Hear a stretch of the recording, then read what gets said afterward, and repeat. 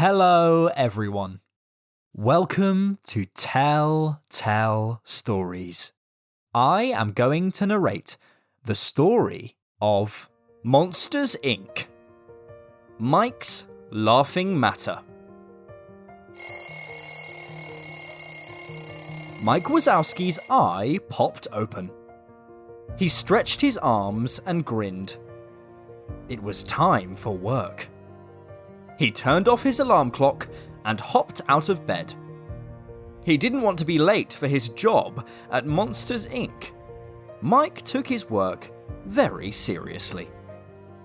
When Mike arrived at work, he headed straight to the locker room. His job was to go into the human world and make kids laugh. He collected the laughs and brought them back to Monsters, Inc. Then the company changed the laughs into energy for the city of Monstropolis.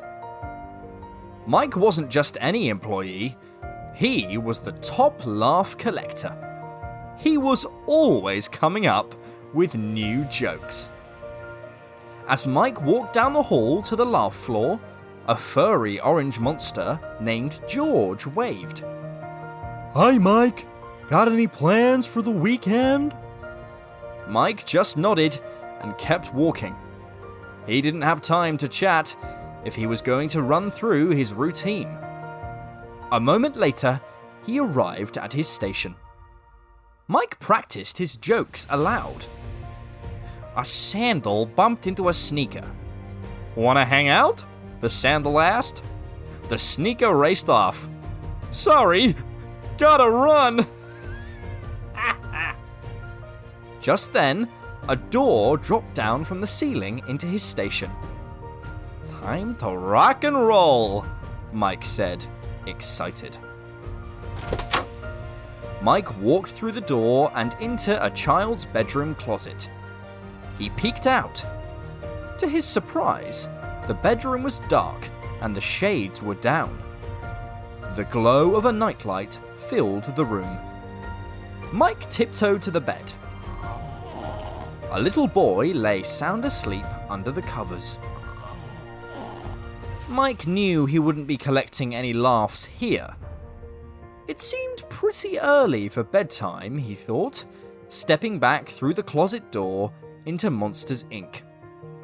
He looked over at his empty laugh canister. Guess the kid had a busy day.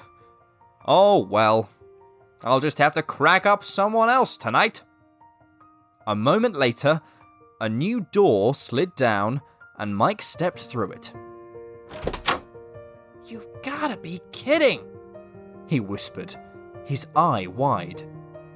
His audience, a young girl, was asleep. She was even snoring. "I'm not gonna give up," Mike declared. After all, he was the funniest monster at Monsters, Inc. Mike took a deep breath, returned to the laugh floor, and tried another door. Then another. No luck. All the children he visited were asleep. "What a terrible day," Mike grumbled as he walked back through his station door yet again. Then he packed up his belongings.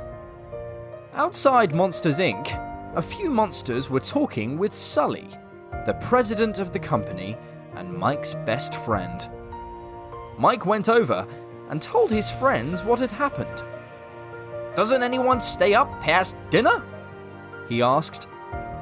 George shrugged his furry orange shoulders. I didn't have any problems. "I collected nearly a dozen canisters," said Charlie, a skinny green monster. "One of my best days ever." Sulley patted Mike's arm. "Probably just a coincidence, pal. I'm sure tomorrow will be better.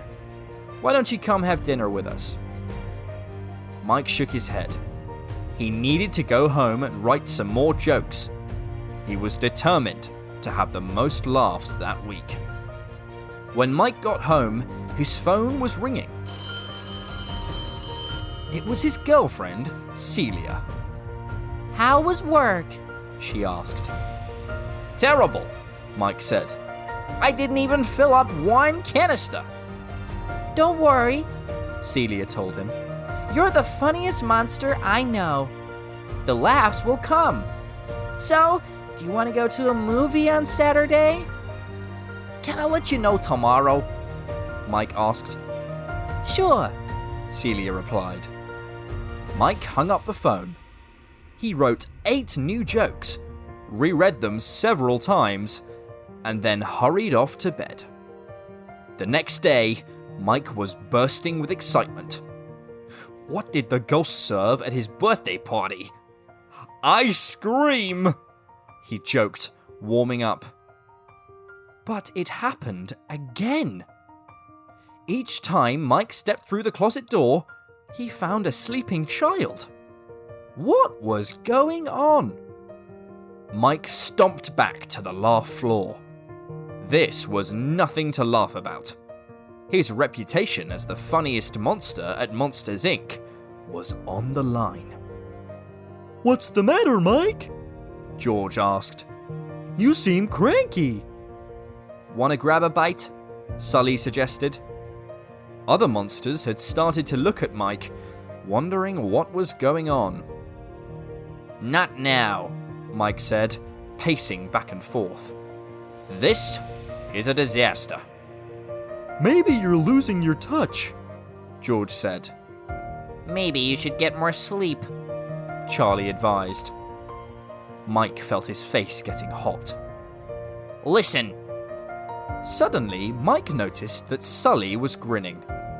And so were the other monsters. Even Celia's hair snakes were smiling. Maybe you shouldn't take your laughs so seriously, Sulley suggested with a wink. What do you know about this? Mike asked, suspicious. We got you! George yelled. He and Charlie high-fived. Got me? Mike said, giving everyone a one-eyed stare. The guys thought it was time to help you lighten up and laugh a bit more, Mike, Sulley explained.